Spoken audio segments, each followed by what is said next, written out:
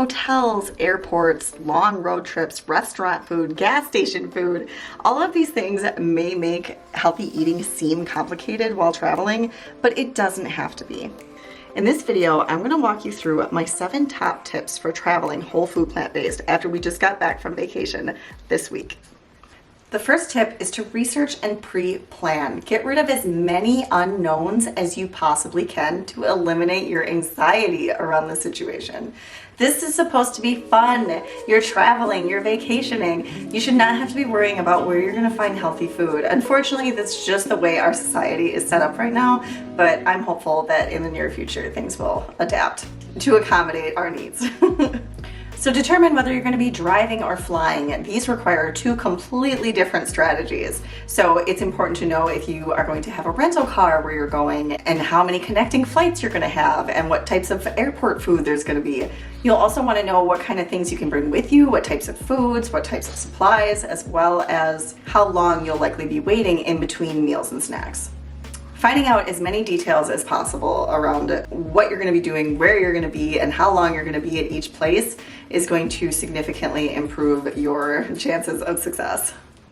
The second tip is to bring your own food and supplies. So finding out all those details from the initial tip, now you know what you can bring, what you can't bring, what would be helpful, what you might not need. So bringing along some high calorie options that will keep you satiated for longer trips or low calorie options that will just provide for snacks for the time being in between short trips. I also like to bring things like my pressure cooker, which yes, you can carry on or check the bag. A steamer, a measuring cup, as well as a can opener from time to time, depending on what's available.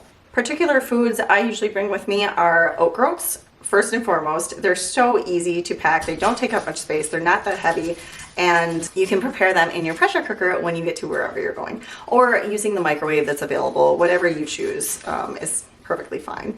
I just prefer to carry my pressure cooker because you can make so many things. That's literally all you need. If there's no microwave, there's no toaster, there's nothing to cook your food, you know that you will be set as long as you have that cute little traveling pressure cooker. So I also like to bring other starches like sweet potatoes and dried beans. Some people prefer just to use canned on vacation, but I'm kind of a purist and I can't handle canned beans after I've tasted the deliciousness of home-cooked beans, and they cook so easily in the pressure cooker. Yes, sweet potatoes can be kind of heavy in your carry-on or wherever it is that you're going if you're packing a bag somewhere. But it's totally worth it to make sure you have some kind of starch available at all times to keep you satiated. Some people might use nuts and dried fruit instead. That's perfectly fine. I just don't eat those things because honestly, I gain so much weight every time I even try to snack on a little bit of trail mix. It's a done deal. If you are particularly interested in flying whole food plant-based and figuring out how to do this step by step in an airport and on the flight, then make sure you watch this video here.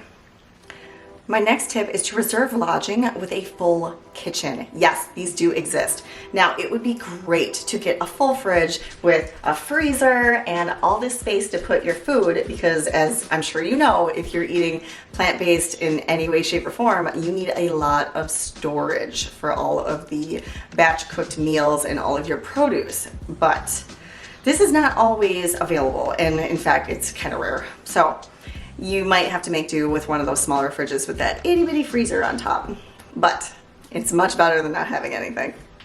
Some other helpful things that you might want to look for in a kitchen is one with a deep sink, or a sink in general, but it's great to have that deep sink so you can wash all your dishes and silverware. If you enjoyed that last tip, make sure you give this video a thumbs up. It really helps to push my video to other viewers.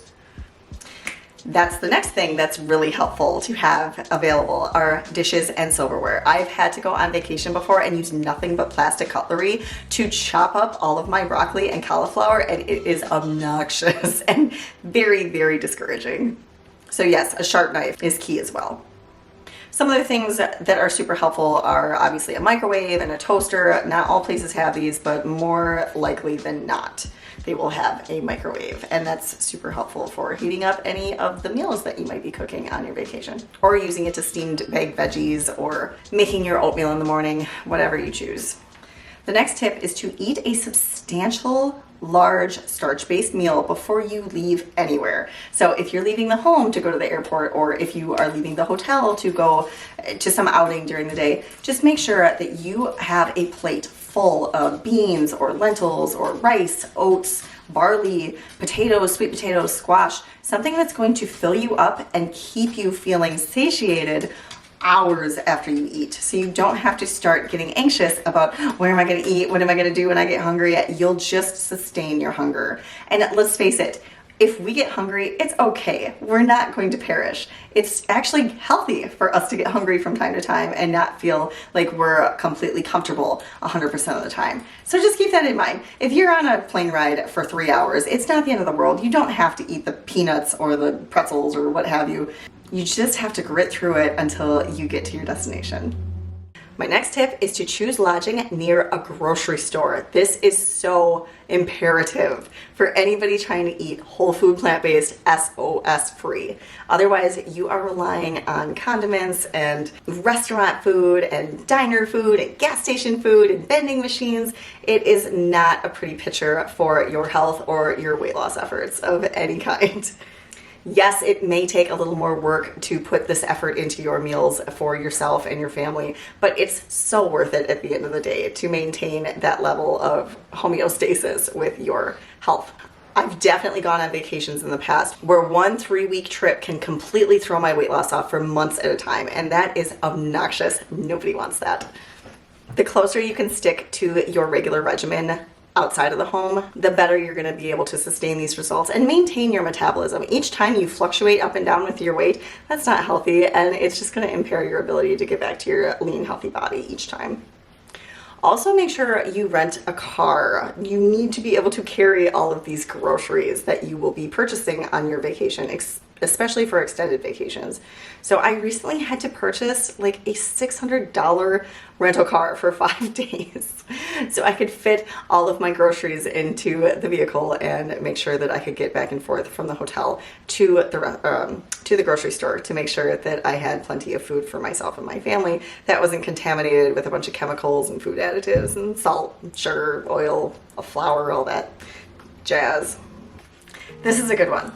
Purchase pre-packaged plant-based foods and pre-prepped plant-based foods. So what I mean is like onions and peppers and salsa and pico de gallo and pre-washed greens and canned beans, things that take out some of the steps that you would normally do at home that you don't really not only have the necessary equipment for, but you don't want to spend a lot of time prepping food on your vacation. You want to be out enjoying yourself. So the more time you can eliminate in the kitchen, the better you are going to enjoy your vacation and get that much needed relaxation.